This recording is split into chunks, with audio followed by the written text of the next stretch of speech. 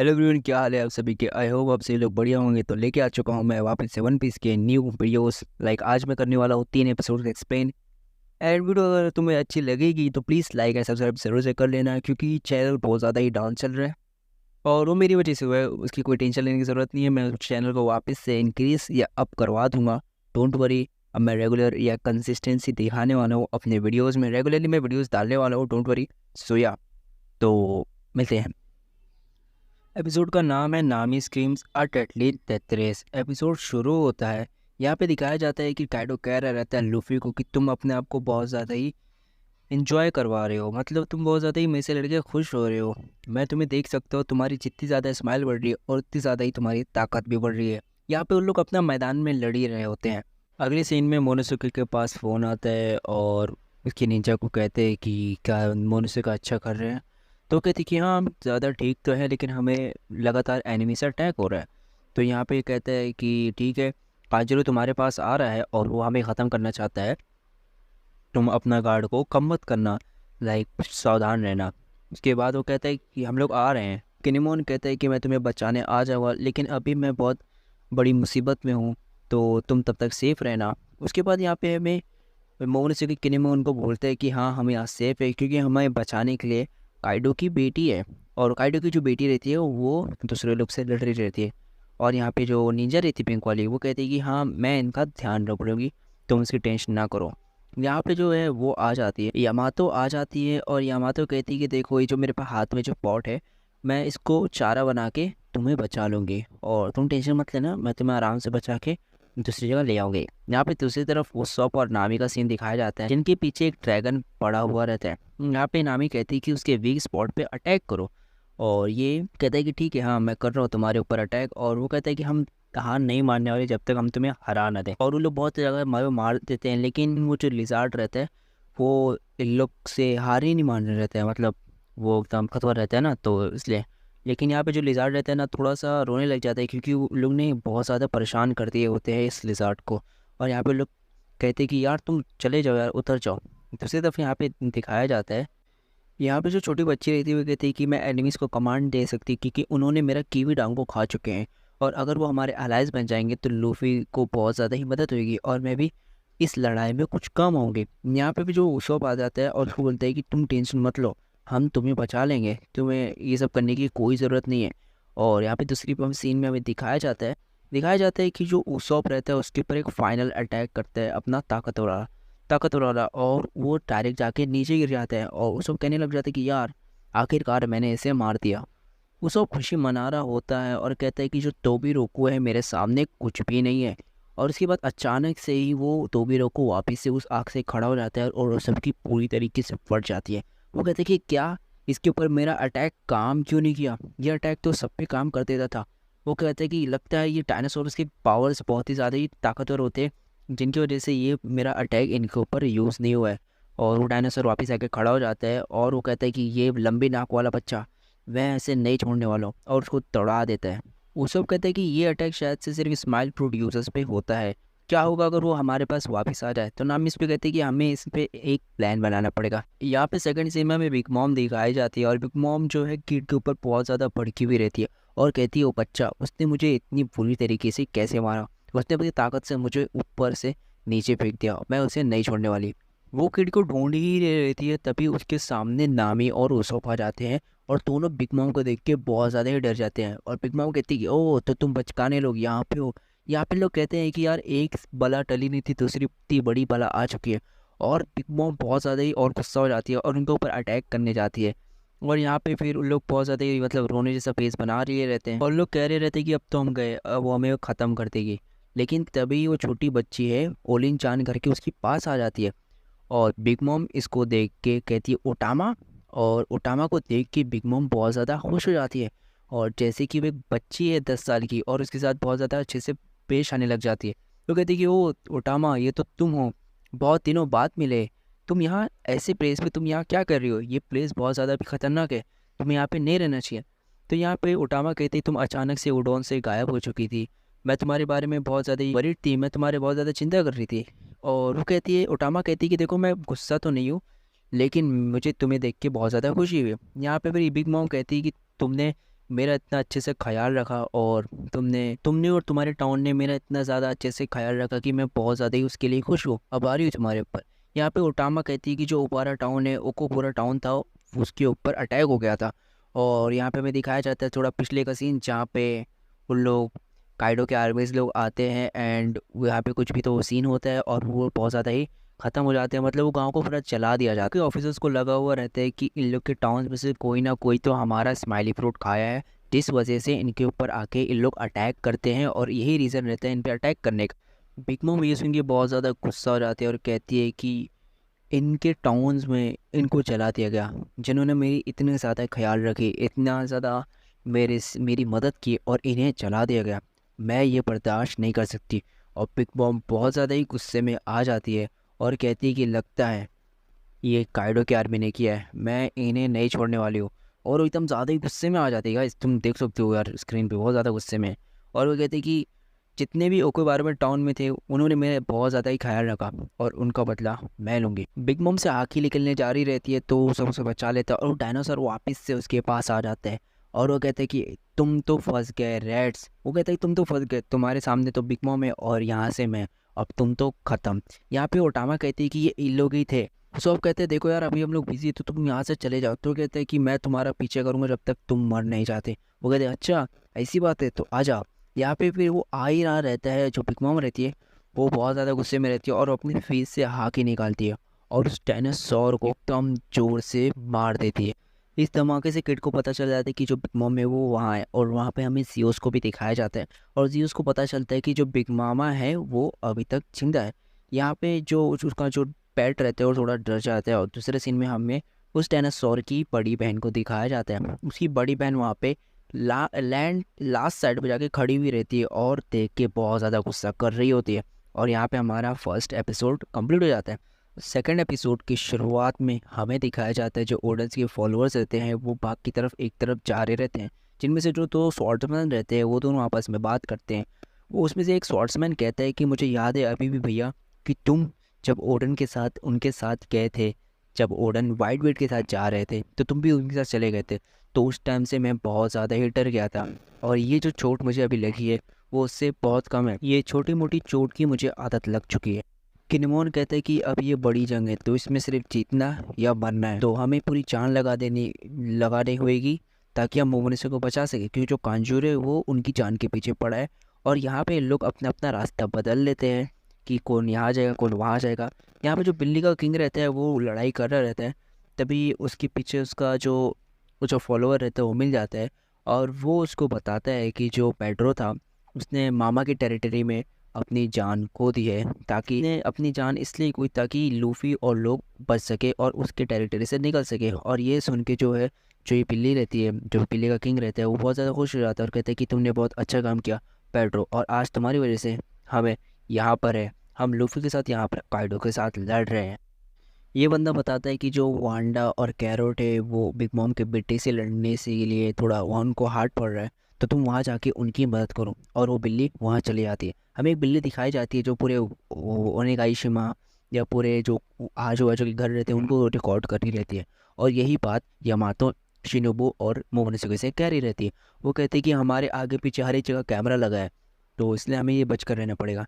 और वो कहती है यामातो कहती है देखो मेरे पास एक प्लान है, मैं क्या करती हूँ, ये जो मेरे हाथ में तुम्हें चीज़ दिख रही है उसको मैं बाहर फेंकूँगी, तो जो बंदे बाहर रहेंगे वो उसको मारने लग जाएंगे, और मैं इसको चारा बना के मैं बाहर निकल के सबको मार दूँगी, और तुम यही रहना, ठीक है। तो दोनों कहते हैं कि मुझे पता है, हम लोग को पता है कि तुम्हारा प्लान यही है, तुम्हें बस लड़ना है। शिनोबु जो कहती है हम कांटेक्ट आ चुके हैं किनसमा के, जिसमें यामातो कहती है कि बहुत बढ़िया, तुमने अच्छा काम किया शिनोबु-सान। यहाँ पे जो यामातो रहती है वो कहती है मोमोनोसुके क्या तुम लूफी की वॉइस सुन सकते हो, तो जो मोमोनोसुके रहता है वो कहता है कि हाँ मैं सुन सकता हूँ, वो अभी थोड़ा वीक हो गया है लेकिन फिर भी वो फाइट कर रहा है, और अभी सिर्फ मुझे दो आवाज़ें आ रही है काइडो और लूफी की। यामातो कहती है कि इन लोग काइडो और जो लूफी है वो दोनों आपस में टक्कर करके लड़ रहे हैं, और ये बहुत अच्छी बात है। यहाँ पे मोमोनोसुके को उनके अब्बा मतलब ओडेन की ट्रैवल बुक मिल जाती है, जिनमें वो सबकी स्टोरी लिखी रहती है, तो वो बैठ के पढ़ रहा रहता है, और कहते हैं कि मुझे नहीं पता था कि मैं भी कभी अपने अब पापा का जो ओडन समा का बुक ट्रैवल बुक पढ़ पाऊंगा, क्योंकि ये मेरे औकात के बाहर ही था। अभी जो उसके बाजू में शिनोबु-सान बैठी रहती ना, तो उसको भी बहुत ज़्यादा ही लाइक क्यूरोसिटी हो रही रहती कि बुक के अंदर क्या लिखा है, तो बार बार आती है और झाँक के चले आती है। तो यहाँ पे कुछ कॉमेडी सीन्स बन जाते हैं। अगले सीन में लूफी और काइडो की फाइट चल रही होती है और तुम यहाँ पे देख सकते हो। एनिमेशन अगर तुम देखोगे तो और अच्छा रहेगा, लेकिन एक्सप्लेनेशन तुम यहाँ पे देख सकते हो। यहाँ पे लूफी उसके ऊपर हॉक कैटलिंग मारता है और काइडो उसको डॉज करता है और फिर इसके ऊपर अटैक करता है। और वो कहता है कि चलो और हंसे मुगिवारा लूफी।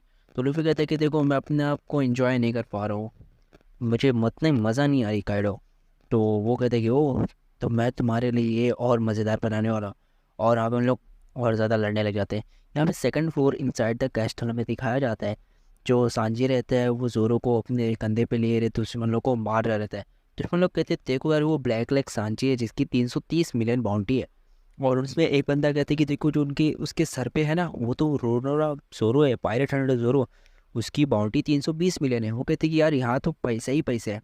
और वो उन लोग उसको मारने लग जाते हैं। अगला सीन हमें परफॉर्मेंस फ्लोर का दिखाया जाता है, जहाँ पे जो क्वीन रहता है चॉपर के ऊपर बहुत तगड़ा तगड़ा अटैक करता है और कहते हैं कि ये है इट्स शो टाइम, और चॉपर के ऊपर अटैक करता है। चॉपर उसके ऊपर जाता है और उसके अटैच को डॉच करके उसको एक फाइट मारता है, लेकिन जो क्वीन है उसको कुछ होता नहीं। और चॉपर जैसे ही उसको मारने जा रहा रहता है ना, तो उसके पीछे से पेड्रो पेड्रो नहीं, सॉरी इट्स नॉट पेड्रो, वो लिकर लिकर नाम का जो भी बंदा है वो उसके ऊपर ना तीर मार देते हैं, जिससे जो हमारा प्यारा सा चॉपर है उसको बहुत ज़्यादा चोट लग जाती है और वो एक जगह सुन्न होकर खड़े हो जाते। क्वीन जो रहता है वो कहते हैं कि तुमने मेरे पूरे शो को ख़राब कर दिया। तो यहाँ पे जो लिख कर आता है वो कहता है कि तुम्हें देख के अच्छा लगा और हंसता है, बहुत क्रिपी स्माइल देता है लिटरली। अगले सीन में हमें दिखाया जाता है जो जो लिजर्ड की बहन रहती है वो म्यूपोंग के ऊपर देख के बहुत ज़्यादा गुस्सा करती है और कहती है कि तुमने मेरे भाई को कैसे मारा और इसके लिए मैं तुम्हें मारूंगी। यहाँ पे बिग मॉम कहती है कि यार यही था जिसने ओकुबरा टाउन को चलाया था, अगर यही था तो मैंने इसने मार दिया है। ये उसकी बहन कहती कि है यू, तुम्हारी इतनी हिम्मत कैसी, तुमने मेरे भाई को इतनी बुरी तरीके से मारा, तुमने ये कैसे कर सकती हो, तुम तो हमारी अलायंस में हो ना। तो वो जो लड़की रहती है जो बिग मॉम रहती है वो उसको देख के बिग मॉम वो लड़की को देखते और गुस्सा करती है। और यहाँ पे वो लड़की वो भाग भाग के आती है बिग मॉम को मारने के लिए, लेकिन जो बिग मॉम है वो बहुत ज़्यादा गुस्से में रहती है तो वो अपनी हाकी को यूज़ करती है। नामी कहती है कि बिग मॉम हमें हमें बचा लेगी। तो जो बिग मॉम रहती है वो उसको मतलब नामी को कहती है तुम लोग चुप बैठो, इस लड़की को मारने के बाद तुम्हारी बारी है, क्योंकि तुम लोग ने मुझे बहुत ज़्यादा ही परेशान किया है।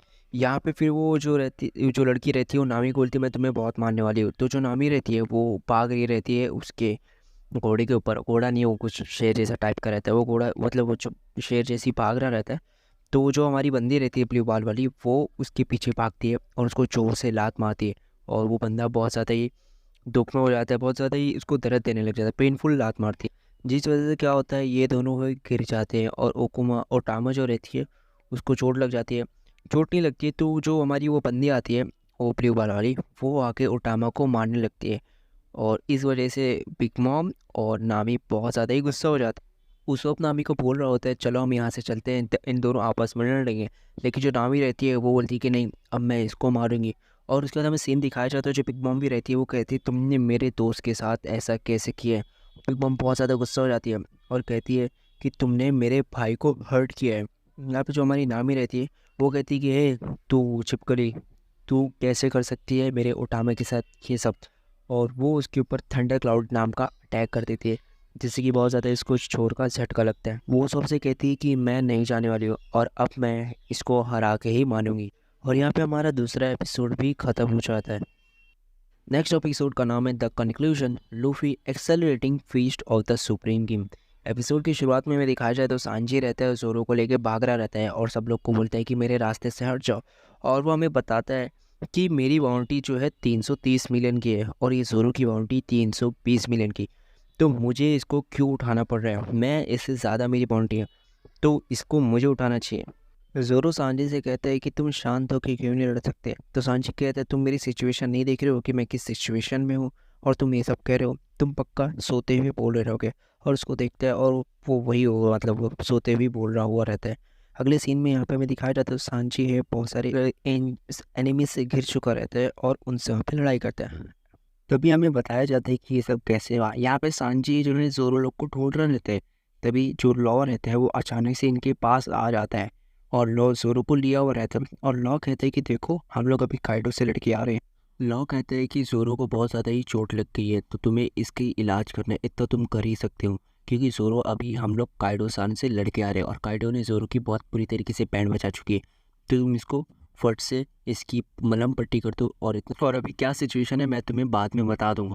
सांजी जो रहता है वो ज़ोरो की मलहम पट्टी करते हुए उससे बात कर रहा होता है और सांजी कहते हैं कि काइडो ने सच में तुम्हारी बहुत बुरी तरीके से बैंड बचा चुकी है। और वो पूछता है कि लूफी कैसे है और लूफी क्या कर रहा है। फिर पे ज़ोरो कहता है कि उसने एक तरीका ढूंढ निकाला है काइडो को हराने का और हम कुछ नहीं कर सकते सिवाय भरोसा के। प्रेजेंट सीन में सांजी भाग रहा रहता है और तभी सांजी को वो सामुराइज दिख जाते हैं और सामुराइज इनके साथ लड़ने लग जाते हैं, जिनमें एक जो कापा रहता है वो कहता है कि इतने बुरे सिचुएशन में ज़ोरो कैसे सो सकते हैं।